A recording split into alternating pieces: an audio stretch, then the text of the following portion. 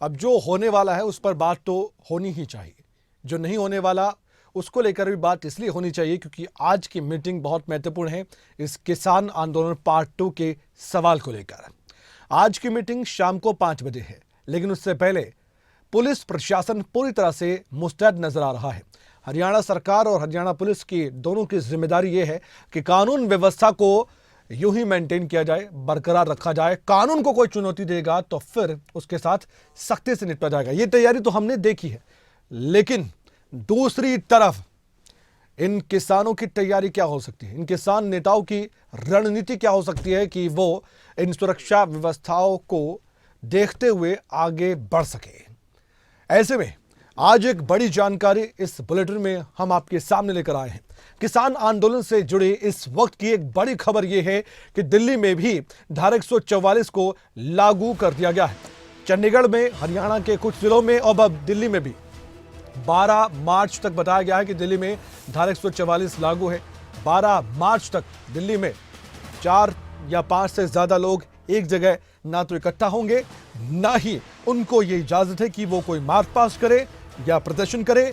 इसलिए कानूनी तरीके से निपटने के लिए धारा 144 लागू कर दी गई है प्रशासन की तरफ से। अब इसके पीछे सबसे बड़ा कारण यही है, किसान आंदोलन पार्ट 2 की आहट 12 मार्च तक की तारीख निर्धारित कर दी गई है और चंडीगढ़ में भी आप जानते हैं 60 दिनों तक धारा 144 लगाई गई। इसी खबर पर ज्यादा जानकारी के लिए हम सीधे रुख करेंगे हमारे संवाददाता राजा पटेल का। दिल्ली से हमारे साथ जुड़ चुके हैं। राजा, दिल्ली में भी धारा 144 लागू कर दी गई है।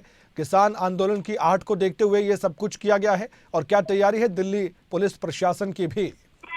और बिल्कुल देखिए, दिल्ली पुलिस को अलर्ट पर रखा गया है और जिस तरीके से अलग अलग जो बॉर्डर हैं हरियाणा से सटे हुए और उत्तर प्रदेश से सटे हुए सभी बॉर्डर्स पर बैरिकेडिंग की गई है और धारा 144 लागू की गई है। दिल्ली पुलिस के साथ साथ जो एक्स्ट्रा फोर्स है वो अलग अलग बॉर्डरों पर तैनात की गई है क्योंकि किसान जो कि दिल्ली कूच करने की बात कर रहे हैं अपनी मांगों को लेकर, उसको लेकर दिल्ली पुलिस को अलर्ट पर रखा गया है। जी, बहुत बहुत धन्यवाद जानकारी देने के लिए राजा पटेल आपका इस खबर पर। तो ये साफ हो चुका है कि किस तरीके से अब किसान आंदोलन को लेकर प्रशासनिक तैयारियां हमने देखी है।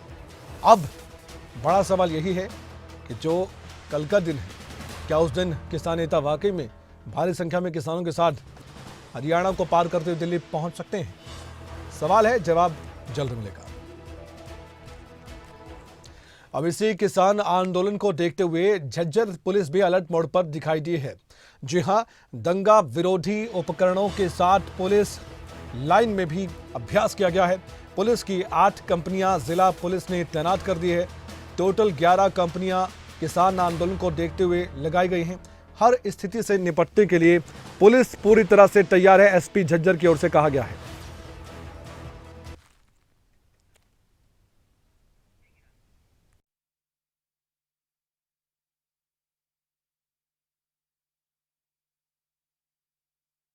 तो हर तरह की स्थिति से निपटने के लिए कैसे ड्रोन का सहारा लिया जा रहा है, तस्वीरों में आप देख रहे हैं। एसपी झज्जर की तरफ से साफ तौर पर कहा गया है कि कोई भी अगर हालात ऐसे पैदा हुए जो तनाव भी साथ में पैदा कर सकते हैं तो उससे निपटने के लिए पुलिस झज्जर की भी तैयार है। ये देख सकते हैं आप, कितनी कंपनियां लगाई गई हैं। पुलिस के जवान भी तैनात है, मुस्तैदी के साथ अपना काम करेंगे और एक प्रैक्टिस सेशन भी किया गया है, एक अभ्यास भी किया गया है ताकि प्रदर्शनकारी अगर अपना प्रदर्शन करे तो उसमें कोई शरारती तत्व अगर उस प्रदर्शन को भी खराब करने की कोशिश करे या फिर कानून को भी चैलेंज करे तो उससे सख्ती से निपटा जाए और फिर सबक भी सिखाया जाए। ये तैयारी कर ली गई है। आइए सुनवाते हैं पुलिस अधिकारी की तरफ से क्या कहा गया है इस तैयारी को लेकर। इन तस्वीरों के साथ वो बयान भी सुनिए। ये हमने अपने जिले की जो है 8 कंपनी बनाई है। 2 कंपनी हमारी परमानेंट है, पहले की जो हमने बना रखी है, और 6 कंपनीज और बनाई हैं। और साथ ही अभी जो है हमको 2 कंपनी बाहर से आ चुकी हैं यहाँ पर, एक आईटीबीपी की, एक बीएसएफ की। इसके अलावा एक कंपनी और शीघ्र ही यहाँ पर आएगी। तो इस प्रकार से 11 कंपनीज हैं जो यहाँ पर रहेंगी। और कोई भी, मैंने फिर बताया कि कोई गड़बड़ करता है तो उससे निपटने के लिए वो पूरी तरीके से